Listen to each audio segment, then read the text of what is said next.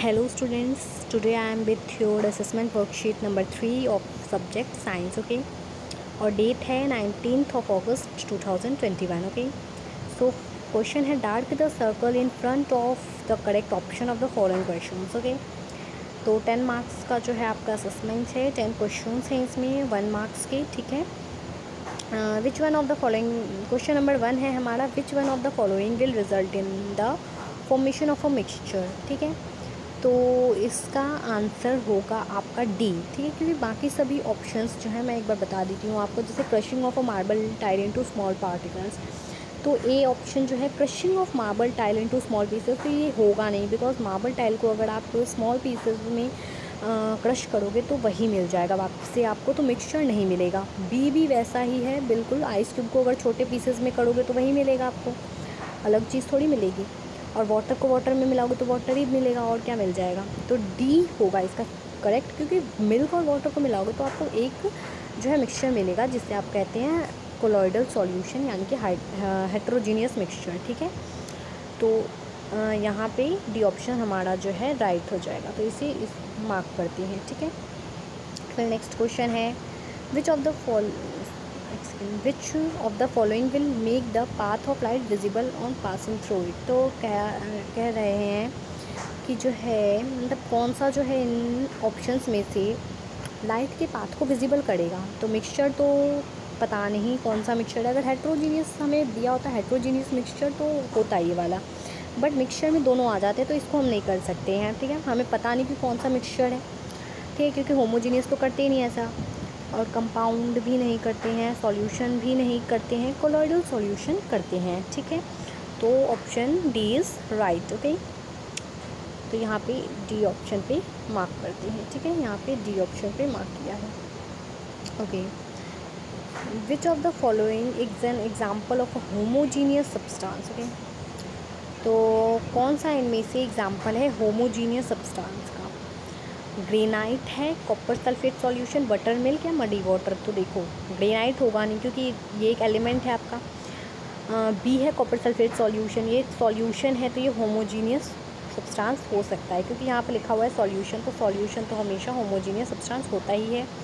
तो यहाँ पे हमारा बी ऑप्शन राइट हो जाएगा. ओके, फिर identify the incorrect statement. Sorry, यहाँ पे इनकरेक्ट स्टेटमेंट फाइंड करना है हमें. तो सस्पेंशन और होमोजीनियस मिक्सचर, सबसे पहले मिल ही गया हमें कि ए ही ऑप्शन जो है इसका होगा, क्योंकि इनकरेक्ट तो यही है, बिकॉज सस्पेंशन कभी भी होमोजीनियस मिक्सचर हो ही नहीं सकते हैं, वो हेट्रोजीनियस होते हैं. ठीक है, तो यहाँ पे हम ए ऑप्शन को राइट करेंगे. ठीक है, तो यहाँ पे ए ऑप्शन हमारा राइट हो जाएगा. Okay, which property of metal is use for making balance strings of musical instruments like sitar and violin. ठीक है, तो कौन सी जो है प्रॉपर्टी है मेटल्स की जो बेल्स और स्ट्रिंग्स ऑफ म्यूजिकल इंस्ट्रूमेंट बनाने के काम आती है हमारी. सोनोरसनेस, मैलिएबिलिटी, डक्टिलिटी या कंडक्टिविटी. तो देखो बेल्स जैसे यहाँ पे दिया हुआ है, तो बेल्स जो आप यूज़ करते हो उसमें आवाज़ प्रोड्यूस करने के लिए जो है मेनली वो लगाया जाता है, और आवाज़ प्रोड्यूस जो होता है उस प्रॉपर्टी को क्या कहते हैं मेटल की, आपने पढ़ा होगा कि उसे कहते हैं सोनोरसनेस. ठीक है, तो यहाँ पे सोनोरसनेस होगा. वैसे यहाँ पे डक्टिलिटी भी हो सकता था, बिकॉज सितार और किसी इंस्ट्रूमेंट्स में आपने देखी होगी तार जैसी भी लगी होती है, बट वैसे यहाँ पे सोनोरसनेस आएगा, क्योंकि बेल्स की भी बात की जा रही है, तो यहाँ पे सोनोरसनेस ही आएगा. ओके, तो यहाँ पे आ जाएगा आपका सोनोरसनेस. ठीक है, फिर है which of the following upon shaking with water will not form a true solution.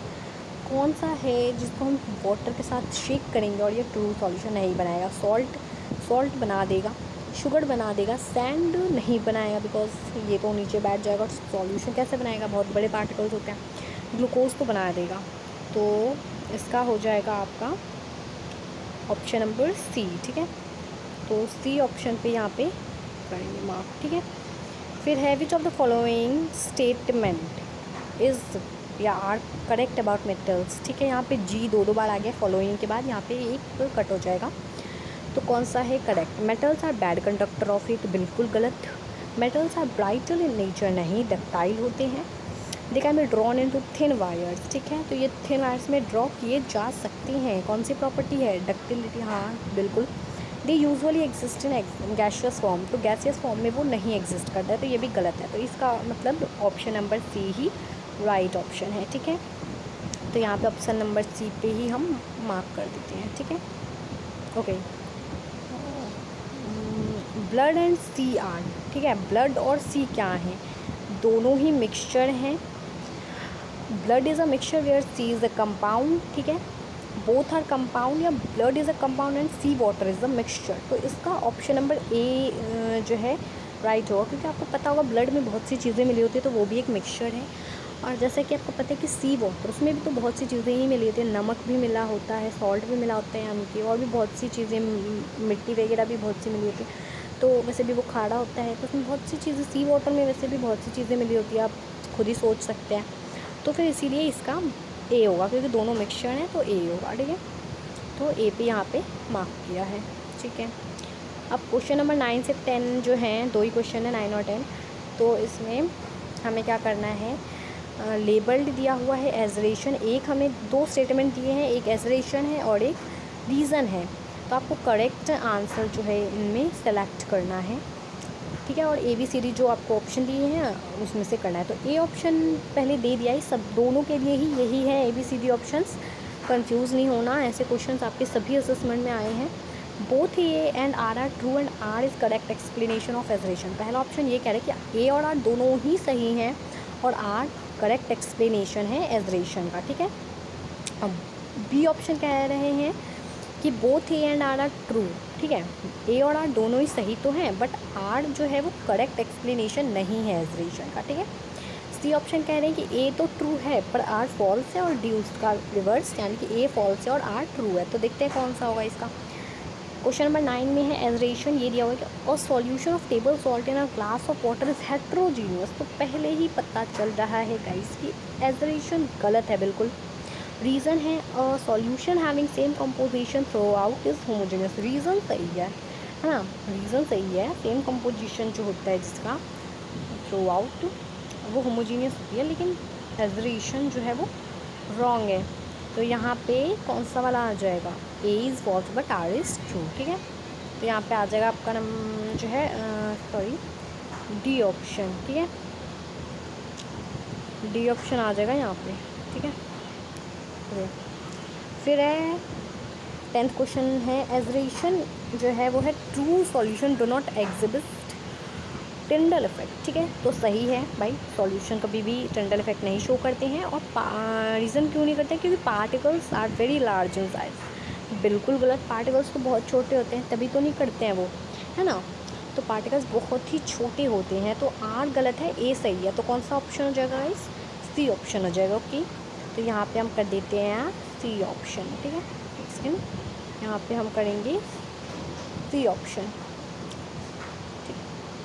ठीक है। यहाँ पे सी ऑप्शन हो गया हमारा, ठीक है। तो ये हमारी असेसमेंट वर्कशीट 3 कंप्लीट हो गई है, ठीक है। आई थिंक आपको समझ में आ गया होगा। और अगर आपको कोई भी प्रॉब्लम है तो आप कमेंट में नीचे लिख सकते हैं।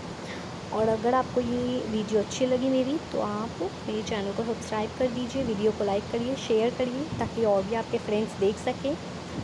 और ठीक है, फिर अगली असेसमेंट में मिलते हैं, ठीक है गाइस, बाय, ओके।